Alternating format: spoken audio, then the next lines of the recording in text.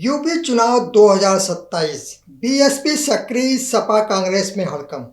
दोस्तों, उत्तर प्रदेश की राजनीति में अभी चुनाव की तारीख घोषित नहीं हुई है, लेकिन सियासी बारूद में चिंगारी लग चुकी है। जिस बीएसपी को विरोधी दल कमजोर, निष्क्रिय और हाशिए की पार्टी मानकर चल रहे थे, वहीं बहुजन समाज पार्टी अब अचानक संगठन की नसों में जान फूंकती दिखाई दे रही है। विधानसभा स्तर पर कार्यकर्ता सम्मेलन, संभावित उम्मीदवारों की तैयारी, सौर समाज को जोड़ने की कवायद और ब्राह्मण वोटरों तक पहुंच बनाने की रणनीति में ये महज संगठनात्मक गतिविधियां नहीं, बल्कि 2027 के लिए बड़ी राजनीतिक पटकथा के संकेत हैं। दोस्तों, सवाल यह है कि क्या मायावती 2007 वाला करिश्माई सामाजिक समीकरण फिर खड़ा करने जा रही हैं? अगर दलित वोट बैंक बीएसपी के साथ मजबूती से लौटा और ब्राह्मण समेत दूसरे वर्गों में भी पार्टी ने सेंध लगा दी, तो सबसे बड़ा झटका किसे लगेगा? सपा को, कांग्रेस को, या दोनों को? क्योंकि उत्तर प्रदेश में चुनाव सिर्फ वोट पाने से नहीं जीता जाता। कई बार वोट काटने वाली पार्टी ही सत्ता की दिशा तय करती है, और बीएसपी की वापसी ने 2027 की लड़ाई को बेहद खतरनाक बना दिया है। नमस्कार, मैं आर्यन सिंह, आप देख रहे हैं न्यू डंका। न्यू डंका में आपका स्वागत है। दोस्तों, आज बात यूपी में बढ़ती सियासी हलचल को लेकर है। दोस्तों, उत्तर प्रदेश की राजनीति में अभी चुनावी बिगुल पूरी तरह बजा भी नहीं, लेकिन लखनऊ के सियासी गलियारों में हलचल तेज हो चुकी है, और इस हलचल के केंद्र में बहुजन समाज पार्टी, वहीं बीएसपी, जिसके बारे में पिछले कुछ समय से विरोधी दल यह मानकर चल रहे थे कि पार्टी कमजोर है, जमीन पर निष्क्रिय है और 2027 की लड़ाई में उसका असर सीमित रहेगा। लेकिन अगर मौजूदा गतिविधियों को देखें तो तस्वीर कुछ और ही कहानी कहती नजर आ रही है। दोस्तों, बीएसपी ने संगठन को सक्रिय करना शुरू किया है। विधानसभा स्तर पर कार्यकर्ता सम्मेलन की तैयारी हो रही है। संभावित उम्मीदवारों के नामों पर प्रक्रिया आगे बढ़ रही है। सौर समाज को जोड़ने की रणनीति पर जोर दिया जा रहा है, और सबसे बड़ी बात, 2007 के सोशल इंजीनियरिंग मॉडल की याद फिर से दिलाई जा रही है। तो सवाल सीधा है, क्या मायावती की बीएसपी 2027 में सिर्फ चुनाव लड़ने नहीं, बल्कि सत्ता के समीकरण बदलने के लिए उतर रही है? क्या ब्राह्मण, दलित, पिछड़ा और दूसरे सामाजिक वर्गों को जोड़ने की कोशिश समाजवादी पार्टी और कांग्रेस के लिए नई चुनौती बन सकती है? और क्या बीएसपी की सक्रियता से विपक्षी खेमे में इसलिए बेचैनी है क्योंकि अगर दलित वोट बैंक में बीएसपी ने वापसी कर ली तो 2027 का पूरा चुनावी गणित बदल सकता है। दोस्तों, राजनीति में कोई पार्टी संगठनात्मक गतिविधियां तेज करती है, कार्यकर्ता सम्मेलन करती है, संभावित उम्मीदवारों के नामों पर काम शुरू करती है और चुनाव आयोग से जुड़े मामलों के लिए अनुभवी नेताओं को जिम्मेदारी देती है, तो इसका सीधा अर्थ है पार्टी चुनावी मोड में प्रवेश कर रही है। बीएसपी के सामने 2027 का चुनाव सिर्फ सीटें जीतने की लड़ाई नहीं है, यह पार्टी के लिए अस्तित्व, संगठन की ताकत और मायावती के प्रभाव की अग्नि परीक्षा भी है। पिछले चुनाव में बीएसपी का प्रदर्शन कमजोर रहा, लेकिन उत्तर प्रदेश की राजनीति का इतिहास यह बताता है कि बीएसपी को केवल पिछली सीटों के आधार पर खारिज करना राजनीतिक भूल हो सकती है। क्योंकि बीएसपी का सबसे बड़ा हथियार उसका सामाजिक आधार है, और अगर यही सामाजिक आधार चुनाव के समय मजबूती से सक्रिय हो गया तो कई सीटों पर जीत हार का अंतर बदल सकता है। यही वजह है कि 2027 के बीएसपी की सक्रियता को हल्के में लेना विपक्षी दलों के लिए जोखिम भरा हो सकता है। 2007 का मॉडल फिर चर्चा में क्यों? अब आते हैं सबसे महत्वपूर्ण मुद्दे पर। 2007 उत्तर प्रदेश की राजनीति में यह साल बीएसपी के लिए ऐतिहासिक था। बीएसपी ने सिर्फ दलित वोट के भरोसे चुनाव नहीं जीता, उन्होंने व्यापक सामाजिक गठजोड़ खड़ा किया था। दलितों के साथ ब्राह्मणों, दूसरे वर्गों को जोड़कर जो सोशल इंजीनियरिंग तैयार हुई, उसने उत्तर प्रदेश में पूर्ण बहुमत की सरकार बनाई। अब बीएसपी उसी राजनीतिक स्मृति को फिर से जिंदा करने की कोशिश करती दिखाई दे रही है। विशेषकर ब्राह्मण समाज को जोड़ने की कोशिश महत्वपूर्ण है, लेकिन यहाँ एक बात समझना जरूरी है, 2007 और 2027 एक जैसे नहीं है। दोस्तों, आज राजनीतिक परिस्थितियां बदल चुकी हैं।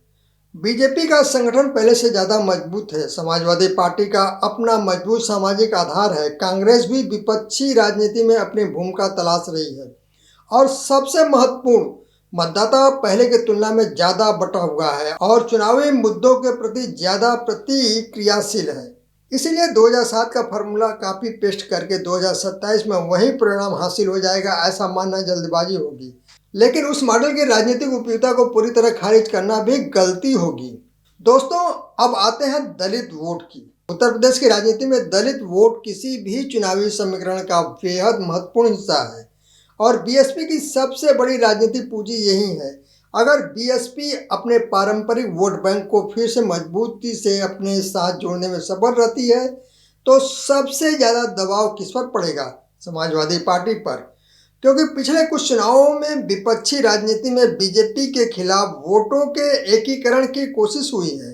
अब आते हैं, अगर 2027 में बीएसपी मजबूत होकर मैदान में उतरती है और दलित मतदाताओं के बीच अपना प्रभाव वापस बढ़ाती है तो विपक्षी वोटों का बंटवारा कई सीटों पर निर्णायक हो सकता है और यही वह बिंदु है जहां बीएसपी की राजनीति को सिर्फ सीटों की संख्या से नहीं समझा जा सकता। मान लीजिए किसी विधानसभा सीट पर जीत का अंतर 10,000 वोट है और बीएसपी वहां 20 से 25,000 वोट हासिल कर लेती है तो बीएसपी भले खुद सीट न जीते लेकिन वह यह तय कर सकती है कि सीट किसके खाते में जाएगी। यही बीएसपी की किंग मेकर वाली संभावित भूमिका है। अब आते हैं सपा कांग्रेस के लिए असली चिंता क्या है। दोस्तों, अब सवाल उठता है कि सपा और कांग्रेस को बीएसपी से परेशानी क्यों हो सकती है। इसका जवाब बहुत सीधा है। अगर विपक्षी वोटों में बिखराव होता है तो उसका सीधा लाभ बीजेपी को मिल सकता है। समाजवादी पार्टी चाहती है कि बीजेपी विरोधी वोट ज़्यादा से ज़्यादा उसके साथ आए। कांग्रेस भी वही चाहती है। लेकिन बीएसपी अगर स्वतंत्र रूप से मजबूत चुनाव लड़ती है तो समीकरण त्रिकोणीय हो सकता है और त्रिकोणीय मुकाबलों में कई सीटों पर 30 से 35% वोट भी जीत के लिए पर्याप्त हो सकते हैं। यानी बीएसपी जितनी मजबूत होगी कई सीटों पर मुकाबला उतना ही पेचीदा हो सकता है। यही वजह है कि बीएसपी की हर गतिविधि पर विपक्षी दलों की नज़र होना स्वाभाविक है। लेकिन बीएसपी के सामने सबसे बड़ी चुनौती यही भी है। सिर्फ सम्मेलन करने से चुनाव नहीं जीता जाता, सिर्फ उम्मीदवारों की घोषणा से वोट नहीं आता और सिर्फ 2007 का उदाहरण देने से 2027 में 2007 दोहराया नहीं जा सकता। बीएसपी के सामने सबसे बड़ी चुनौती है कि संगठन को बूथ तक सक्रिय करना। कार्यकर्ता सम्मेलन से माहौल बन सकता है लेकिन चुनाव बूथ पर जीता जाता है। मतदाता सूची पर काम करना होगा, स्थानीय मुद्दों को पकड़ना होगा, युवा मतदाताओं तक पहुंचना होगा, महिलाओं के बीच राजनीतिक संदेश मजबूत करना होगा और सबसे महत्वपूर्ण पारंपरिक वोट बैंक को यह भरोसा दिलाना होगा कि बीएसपी वास्तव में सत्ता की लड़ाई में गंभीर दावेदार है। क्योंकि राजनीति में धारणा बहुत महत्वपूर्ण होती है। अगर मतदाता को लगता है कि कोई पार्टी जीतने की स्थिति में नहीं है तो वह रणनीतिक मतदान कर सकता है। इसलिए बीएसपी के सामने सिर्फ संगठन खड़ा करने की नहीं, जीतने की संभावना का नैरेटिव बनाने की भी चुनौती है। दोस्तों, सतीश चंद्र मिश्रा की भूमिका क्यों महत्वपूर्ण है? अब बात उस नाम की जिसे बीएसपी की चुनावी रणनीति में महत्वपूर्ण जिम्मेदारी दी गई है, सतीश चंद्र मिश्रा। वह कानून के क्षेत्र में लंबा अनुभव रखते हैं, उत्तर प्रदेश में महाधिवक्ता रह चुके हैं, बार काउंसिल से जुड़े रहे हैं, बीएसपी सरकार में कैबिनेट मंत्री रहे हैं, राज्यसभा सांसद भी रहे हैं। अब अगर उन्हें चुनाव आयोग से जुड़े महत्वपूर्ण कामों की जिम्मेदारी दी गई है तो इसका राजनीतिक संदेश साफ है। बीएसपी चुनाव को केवल राजनीतिक मैदान के रूप में नहीं, कानूनी और चुनावी प्रक्रिया के स्तर पर भी गंभीरता से देख रही है। प्रत्याशी चयन से लेकर चुनाव आयोग से जुड़े मामलों तक अनुभवी कानूनी दिमाग का इस्तेमाल पार्टी के लिए महत्वपूर्ण हो सकता है, खासकर तब जब आने वाले चुनाव में वोटर लिस्ट, प्रत्याशियों, चुनावी प्रक्रिया और प्रशासनिक मुद्दे लगातार राजनीतिक बहस का हिस्सा बनने वाले हैं। वहीं बीजेपी के लिए बीएसपी की सक्रियता फायदा या खतरा? दोस्तों, अब यह सबसे दिलचस्प सवाल है। अगर बीएसपी मजबूत होती है तो बीजेपी को नुकसान होगा या फायदा? इसका जवाब सीट दर सीट बदल सकता है।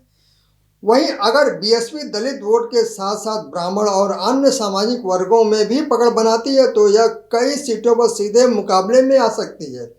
लेकिन अगर बीएसपी मुख्य रूप से बीजेपी विरोधी वोट काटती है तो इसका अप्रत्यक्ष लाभ बीजेपी को मिल सकता है।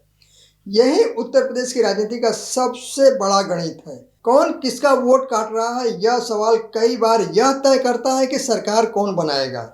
इसीलिए बीजेपी भी बीएसपी की सक्रियता को सिर्फ विपक्षी पार्टी की गतिविधियों के रूप में नहीं देखती। बीजेपी के रणनीतिकार यह समझने की कोशिश करेंगे कि बीएसपी किन सीटों पर मजबूत हो रही है, कौन से सामाजिक वर्ग उसके साथ जा रहे हैं और उसका प्रभाव सपा के वोट बैंक पर कितना पड़ रहा है।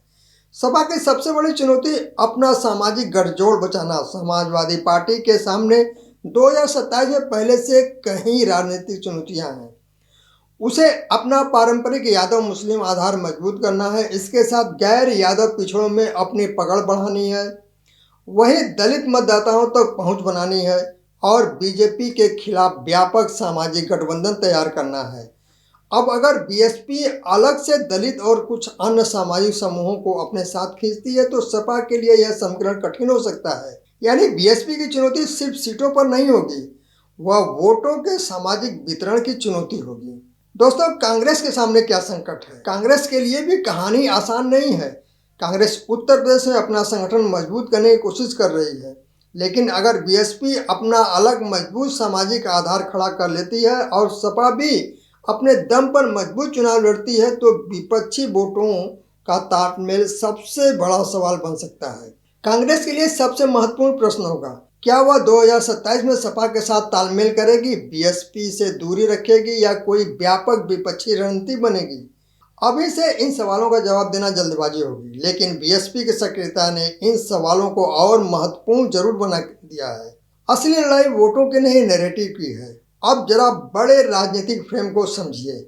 चुनाव में सिर्फ जाति समीकरण काम नहीं करते। आज का मतदाता रोजगार पूछता है, महंगाई पूछता है, कानून व्यवस्था पूछता है, किसानों की स्थिति पूछता है, युवाओं के भविष्य की बात करता है, महिलाओं की सुरक्षा और कल्याण योजनाओं पर भी मतदान करता है। इसीलिए बीएसपी को अगर 2007 जैसी सफलता चाहिए तो उसे सामाजिक समीकरण के साथ साथ नया राजनीतिक नैरेटिव भी देना होगा।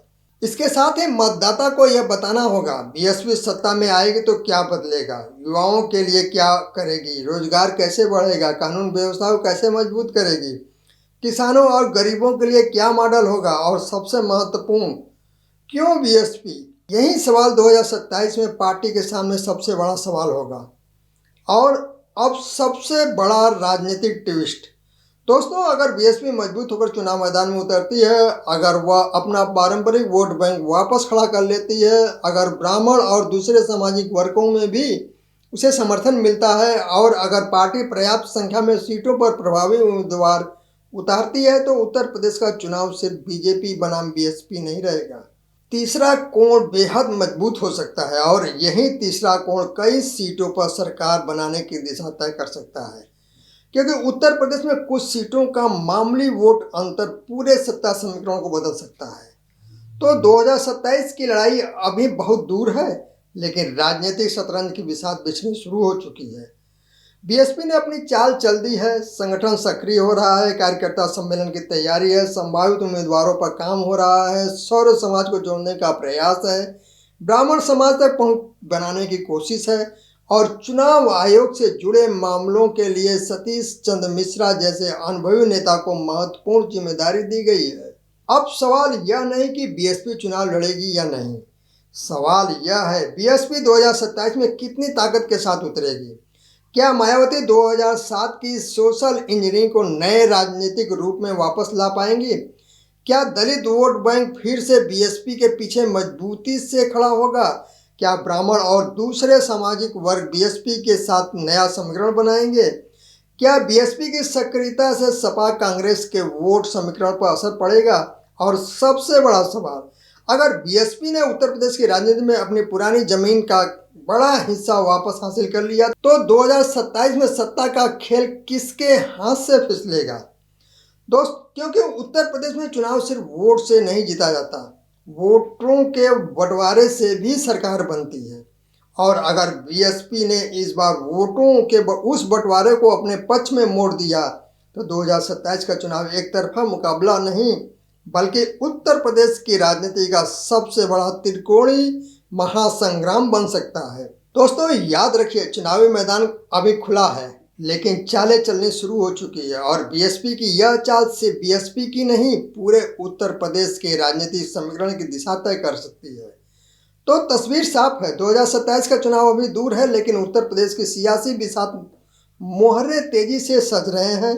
बीएसपी की सक्रियता को हल्के में लेना सपा कांग्रेस के लिए बड़ी राजनीतिक भूल साबित हो सकती है।